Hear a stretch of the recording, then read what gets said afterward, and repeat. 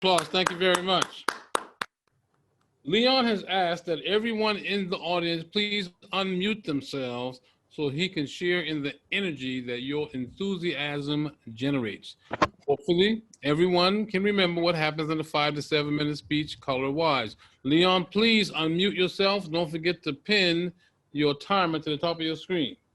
Our lives can be filled with many crossroads, those moments in time sending us down one path or the other. Coupled with that crossroad is usually some unordinary event that gives us in the moment clarity of purpose, and Leon is going to share one such event. Help me welcome Leon Williams doing, I'm sorry, we don't do that here. Leon Williams.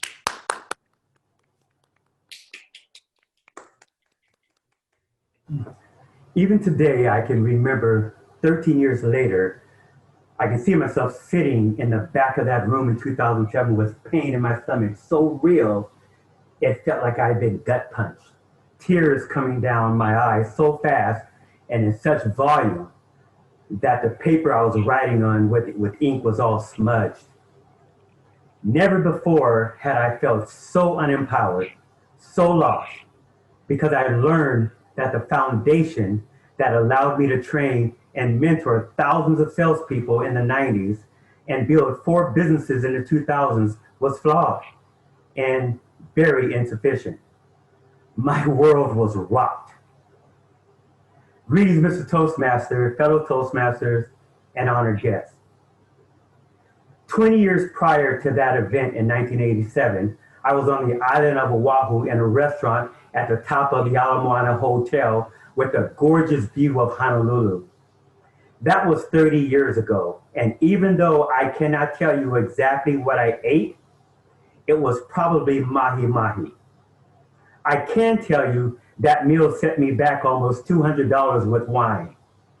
All the usual things were memorable that usually come with eating at a 5-star restaurant. Sniffing the court, meal preparation, the ambiance. What I really remember most was a busboy and his pitcher of water hunkered down in the corner watching the level of my glass.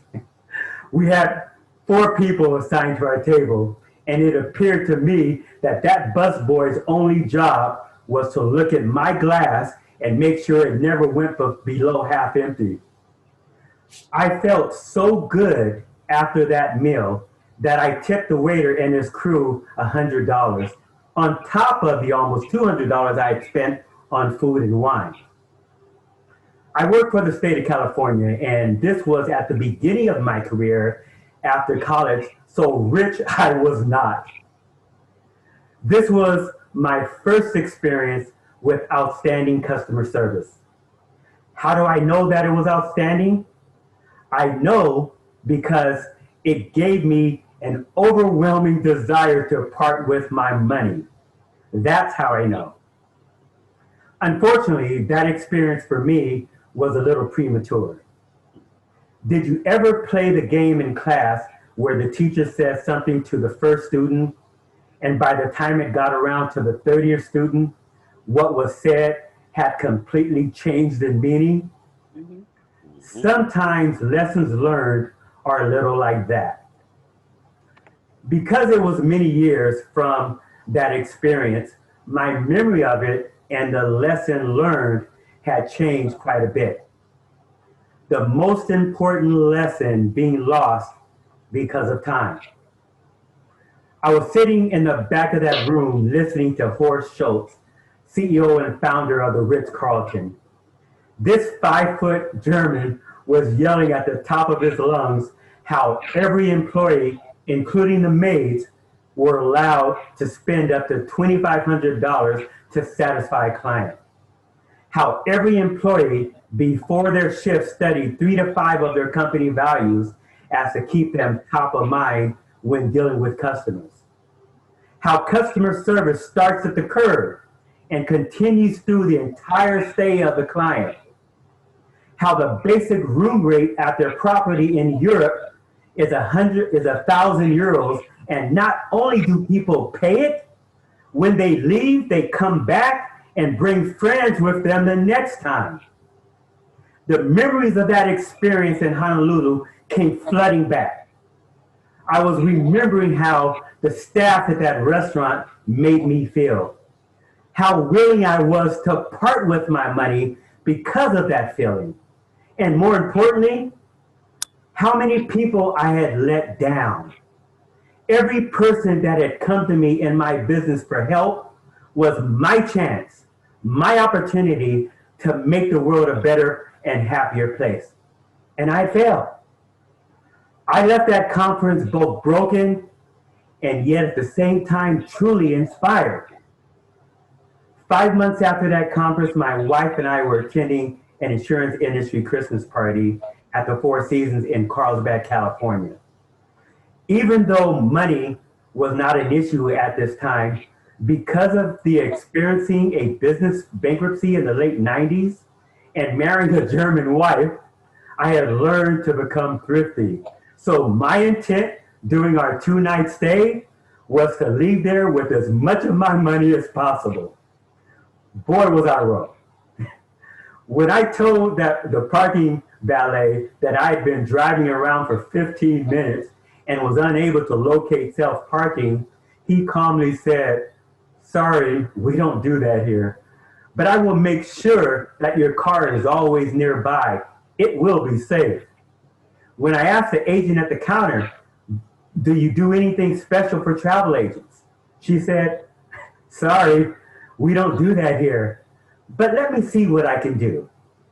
As she completely walked around the counter to present me with my room key and escort me to the elevator, she said, "And by the way, I was able to give you a slight upgrade." Now, when I got to the room, and if I cocked my head so far to the side, I could see that the slight upgrade was a sliver of the ocean in the window. Just a sliver. But that sliver of ocean made me feel special. In the convenience store, the clerk asked my wife if we were enjoying our stay, and my wife happened to mention that our room was a little cold. 5 minutes after we got back to our room, there was a knock on the door, and it was the electrician. He said, "I hear you're having some problems with the thermostat." And my wife said, "Oh no, it's fine. I can just adjust it." The electrician said, "Sorry, we don't do that here. But let me tell you what I'm gonna do. I will take care of everything from the basement. That way you won't have to worry about messing with that pesky thermostat."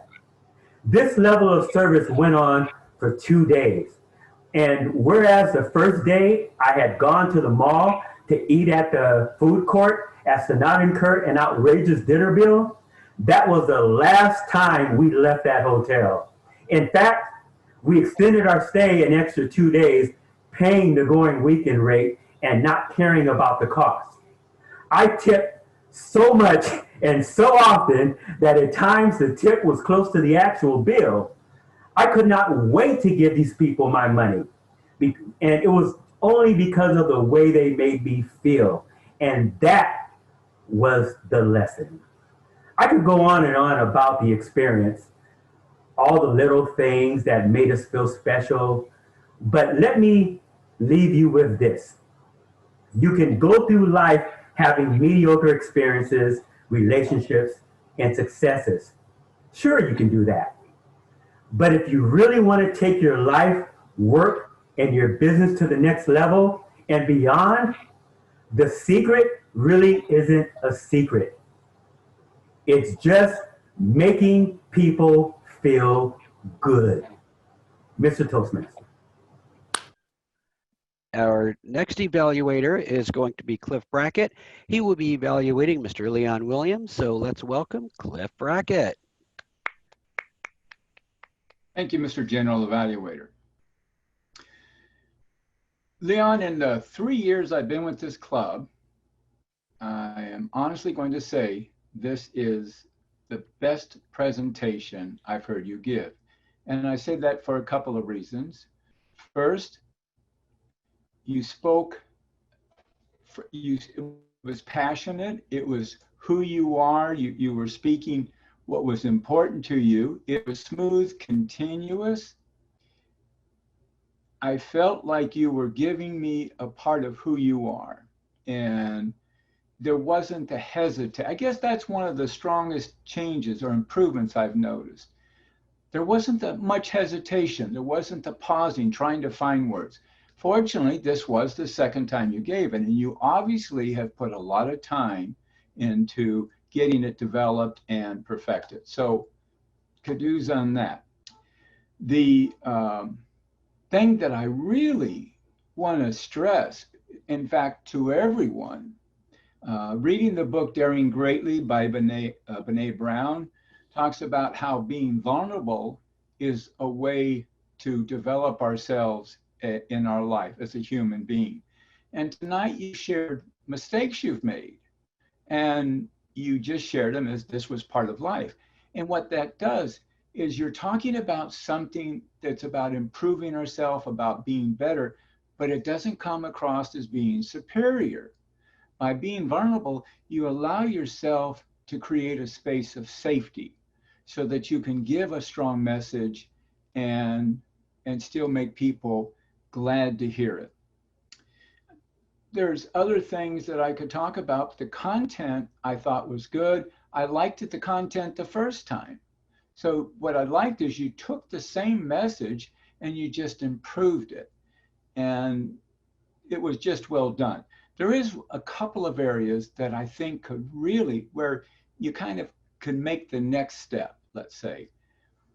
The one thing that would have really made a difference for me is if at times you would have slowed down and gotten, let's say, personal, because your energy level was pretty much the same throughout the whole presentation.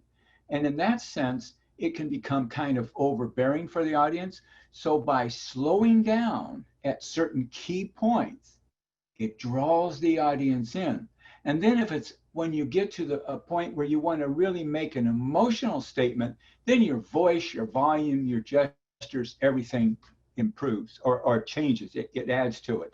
And the last thing is it gives you a chance to use pauses.